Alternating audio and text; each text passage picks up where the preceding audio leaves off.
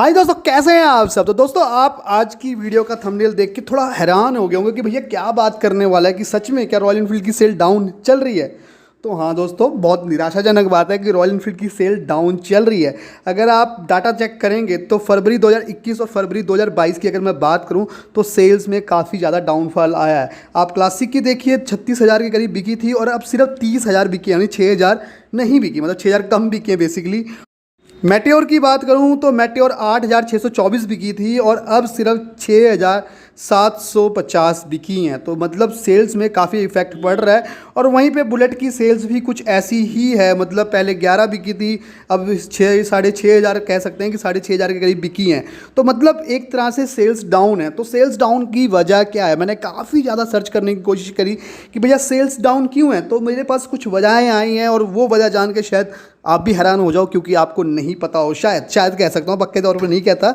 तो यहाँ पे पहली जो वजह है वो है नया इंजन। हाँ जी दोस्तों, इन्होंने इंजन चेंज कर दिया है, नेक्स्ट जनरेशन इंजन इसमें लगाया गया, जो काफ़ी ज़्यादा शानदार है यार। पर्सनली जब मैंने जिस इंजन को चलाया, मैं बहुत ज़्यादा खुश हुआ कि हाँ भाई, एक फाइनली अब रॉयल एनफील्ड की तरफ से एक रिफाइन इंजन हमें मिलने वाला है।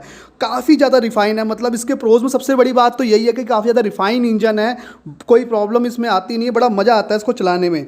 लेकिन कॉन्स भी बहुत ज़्यादा हैं। अब देखिए, कॉन्स बेसिकली उन लोगों के लिए है जिनके पास ये है कि भैया हमें बुलेट चाहिए दुक दुक करने के लिए, किक मारने के लिए। तो उनके लिए तो बहुत सारे कॉन्स है। तो सबसे पहला कॉन यही है कि इसमें किक नहीं है, किक हटा दी गई है। और देखिए, एक दबका है मार्केट में जो बेसिकली हार्डकोर किक लवर है, मतलब बुलेट में किक लवर है, उनको किक मारने में ही मज़ा आता है। तो उनके लिए कहीं ना कहीं इसके साथ थोड़ा सा प्रॉब्लम होगी, क्योंकि उनको सेल्फ भी चाहिए और साथ ही साथ किक भी चाहिए। तो बस नेक्स्ट जनरेशन इंजन में किक नहीं थी और ये लोगों को पसंद नहीं आया।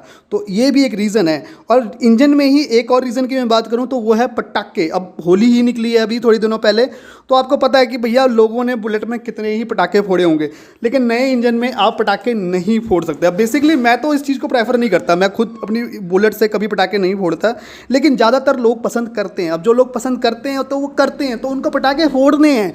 और लेकिन नई वाले इंजन से आप पटाखे नहीं फोड़ सकते, तो ये भी एक रीज़न है। फर्स्ट रीज़न में ही एक तीसरा अगर मैं पॉइंट गिनाऊं तो वो है दुक दुक। अब देखिए, न्यू इंजन से दुक दुक की साउंड आती है। और अगर मैं बात करूं कि कंपनी मेड, बेसिकली कंपनी के अगर साइलेंसर से बात करूं तो ज़्यादा अच्छी साउंड आती है नए इंजन से, ज़्यादा अच्छा हमें थंब साउंड मिलता है। लेकिन जब हम सिलेंसर चेंज करते हैं, एग्जॉस्ट चेंज करते हैं, जैसे पंजाब सिलेंसर लगा लिया, इंदौरी लगा लिया या डॉल्फिन लगा लिया, तो हमें नए इंजन से उतनी अच्छी आवाज़ नहीं मिलती जितना हमें यूसीई इंजन से आवाज़ मिलती थी। तो कहीं ना कहीं लोग यूसीई इंजन को मिस कर रहे हैं। और यार मुझे ये कहना पड़ रहा है कि हाँ भैया, लोग कर रहे हैं, क्योंकि मुझे नहीं लगता था कि नए इंजन के आने के बाद लोग पुराने इंजन को मिस करेंगे, लेकिन लोग पुराने इंजन को मिस कर रहे हैं। सेकंड रीज़न की मैं बात करूं तो वो है माइंडसेट। अब देखिए, रॉयल एनफील्ड चलाने वालों का ना एक हमेशा से एक माइंडसेट चला आ रहा है। अगर मेरे को याद है कि जब 2007-8 में जब यूसीई इंजन लॉन्च हुआ था, तब ज़्यादातर लोगों ने, मतलब उसके बाद भी आज भी कई लोग ये कहते हैं कि वो पुट्ठे गेयर वाली, उल्टे गेयर वाली बुलेट ज़्यादा बेस्ट थी, जो पुराना इंजन था वो ज़्यादा बेस्ट है, उसमें ज़्यादा अच्छी साउंड आती थी, ज़्यादा तेज़ भागता था। तो बहुत सारी चीज़ें ऐसी सुनने को मिलती हैं जो सच भी हैं और कुछ बातें झूठ भी हैं, क्योंकि ज़्यादा तेज़ नहीं चलती है वो वाली बुलेट, लेकिन हाँ, आवाज़ उसमें बहुत ज़्यादा अच्छा मिलता है, यूसीई इंजन से भी ज़्यादा बेटर मिलता है। तो यहाँ पर कहीं ना कहीं एक हमारा माइंड सेट है, या फिर हम कह सकते हैं कि जो बुलेट लवर हैं वो उसी चीज़, पुरानी चीज़ को मिस कर रहे हैं। तो पहले वो पुराने इंजन को मिस करते थे, फिर उन्होंने अपना माइंडसेट कहीं ना कहीं यूसीई इंजन में लगाया, या फिर हम कह सकते हैं जो यंग जनरेशन आई उन्होंने यूसीई इंजन लेना शुरू कर दिया, उनको बहुत ज़्यादा पसंद आया और उन्होंने अपना एक माइंडसेट कर दिया कि भैया यही बेस्ट है। लेकिन उसके बाद कंपनी ने उसको बंद कर दिया और एक नया इंजन लॉन्च कर दिया जिसका नाम नेक्स्ट जनरेशन ऑफ द जो भी है भैया, नया इंजन जब से लॉन्च किया है लोगों को वो पसंद नहीं आ रहा है। इसका माइंडसेट बेसिकली यूसीई इंजन वाला हो चुका है भैया, उसको नहीं समझा सकते आप, कुछ भी कर लीजिए। इवन मैं भी कई बार बोल चुका हूँ, बहस हो चुकी है मेरी इस बात के पीछे। तो मैंने फाइनल यही निकाला, रिजल्ट यही निकाला कि भैया इन लोगों को आप नहीं समझा सकते।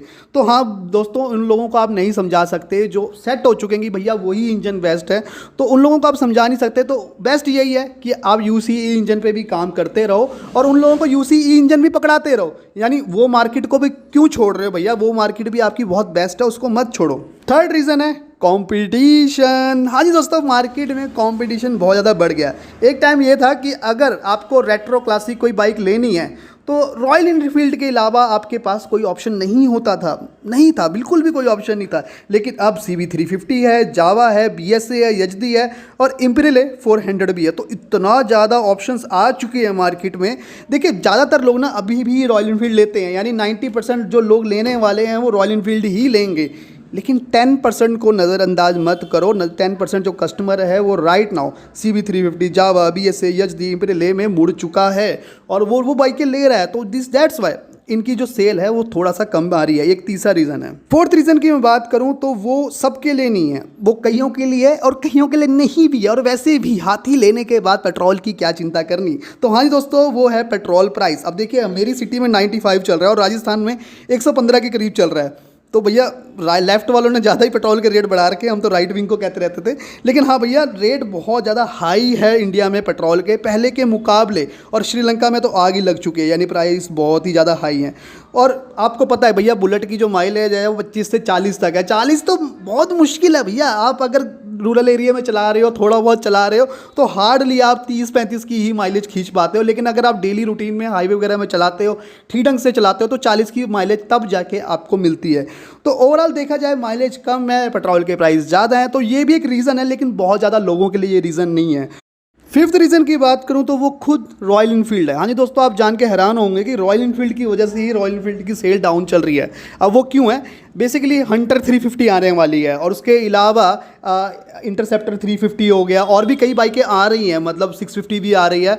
तो कहीं ना कहीं जो रॉयल इनफील्ड का कस्टमर है और जो लेना चाहता है, वो जो भी कस्टमर है वो थोड़ा कंफ्यूज्ड हो चुका है। अब बेसिकली उसने मन बना लिया कि भैया मेरे को क्लासिक लेनी है, लेकिन कहीं ना कहीं वो हंटर की वीडियो देख रहा है, जो हम लोग वीडियो बनाते हैं वही वीडियो देख रहा है। तो वो सोचता है कि यार एक बार ना हंटर 350 को आने देते हैं, क्योंकि उसका टाइम की कमी नहीं है। वो कहता है हंटर 350 को आने देते हैं, दोनों को कंपेयर करेंगे, उसके बाद सोचूंगा भैया कौन सी लेनी है। तो कहीं ना कहीं ये चीज़ भी जो रॉयल एनफील्ड की सेल है वो थोड़ा सा डाउन कर रही है। सिक्स्थ रीज़न की मैं बात करूं, वो सबके लिए नहीं है। मतलब वो रीज़न मुझे लगता है शायद काउंट नहीं भी करना चाहिए था, लेकिन फिर भी मैं काउंट कर लेता हूं। वो है प्राइस। अब आपको पता है कि भैया रॉयल एनफील्ड के प्राइस बढ़ते जा रहे हैं, लेकिन इससे ना ज़्यादातर लोगों को इंपैक्ट नहीं पड़ता। जिन्होंने लेनी है उन्होंने ले ही लेनी है, रॉयल एनफील्ड EMI वगैरह करके ले ही लेते हैं। लेकिन कुछ लोगों को इसका भी इम्पैक्ट पड़ता है, मतलब उनको हम निगलेक्ट नहीं कर सकते। तो हाँ, कहीं ना कहीं उन लोगों को जो फ़र्क पड़ रहा है वो नहीं ले पा रहे हैं, अपना बजट उनका नहीं बन पा रहा, तो ये भी एक पॉइंट है। लेकिन इस पॉइंट के लिए तो कुछ किया भी नहीं जा सकता ना। तो दैट्स वाई मैं शायद इसको ज़्यादा जोर दे के आपसे बात नहीं कर रहा हूँ। तो चलिए दोस्तों, वीडियो को यहीं पे अंत करते हैं, समाप्त करते हैं। वीडियो थोड़ा लंबी हो गई है, लेकिन भैया सारी जानकारियाँ इसमें मिल जाएंगी, तो ज़रूर देखना। और जो लाल रंग का बटन दिख रहा है ना, उसको यार ग्रे कर दो, मतलब कर ही दो लो यार, आज कर ही देना है। तो चलिए दोस्तों, आज के लिए इतना, तब तक के लिए जय हिंद, वंदे मातरम।